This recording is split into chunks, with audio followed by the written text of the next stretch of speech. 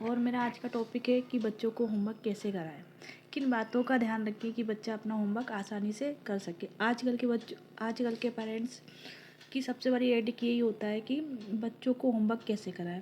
मैं छोटे बच्चों की बात कर रही हूँ, मोस्टली LKG, UKG और नर्सरी के बच्चों की बात कर रही हूँ। मैं छोटे बच्चों को मुझे पढ़ाते पढ़ाते काफ़ी समय हो गया है, और जिससे मैंने ये अनुभव किया है कि छोटे बच्चों को कैसे पढ़ाया जाए और क्या प्रॉब्लम फेस करनी पड़ती है छोटे बच्चों को होमवर्क कराते समय, या किस कारण से बच्चे होमवर्क नहीं कर पाते, और हमें किन बातों का ध्यान रखना है कि बच्चा अपना होमवर्क आसानी से कर सके। आज का मेरा टॉपिक यही है कि बच्चों को होमवर्क कैसे कराएं और किन बातों का ध्यान रखें कि बच्चा अपना होमवर्क आसानी से कर ले।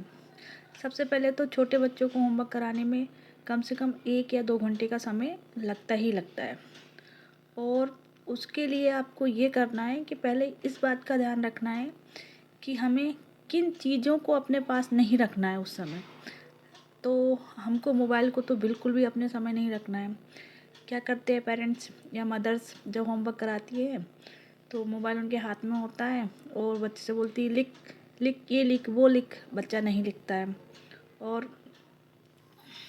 या तो उसको मार देती हैं या उसका कोचिंग में भेज देती हैं। ये 2 सॉल्यूशन उनके पास होते हैं।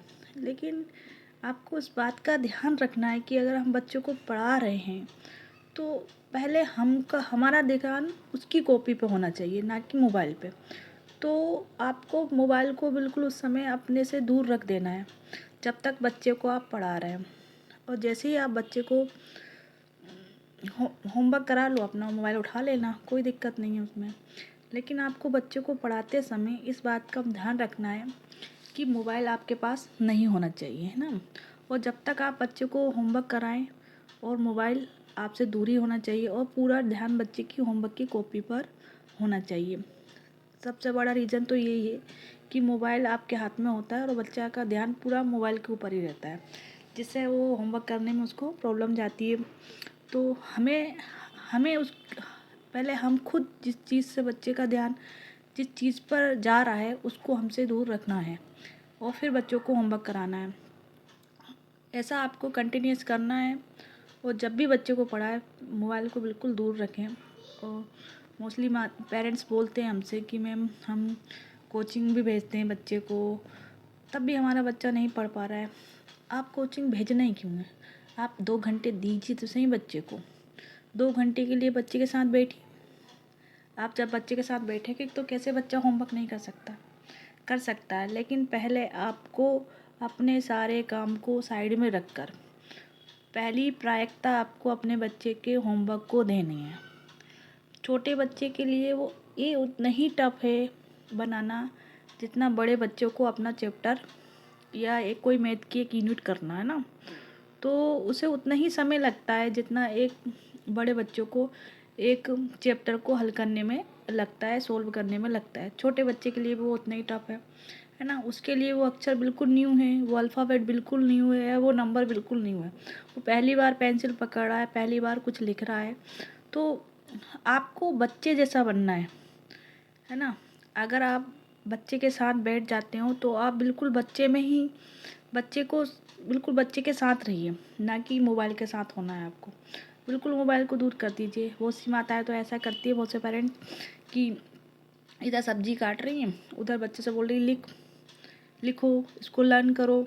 नहीं, ऐसा करोगे तब भी बच्चे का ध्यान आपकी उस सब्जी काटने पर ही लगेगा और वो उधर उधर देखने लगेगा। बस आपका ध्यान प्रॉपर बच्चे पे होना चाहिए जब तक होमवर्क कर रहा है। ऐसा आप लगातार करते रहोगे तो एक समय फिक्स कर लीजिए कि मुझे इतने से इतना टाइम बच्चे को देना है। बिल्कुल आपका बच्चा पढ़ेगा, क्यों नहीं पढ़ेगा? पहले आप उसको समय तो दीजिए। जब आप समय दोगे तभी तो बच्चा पढ़ेगा।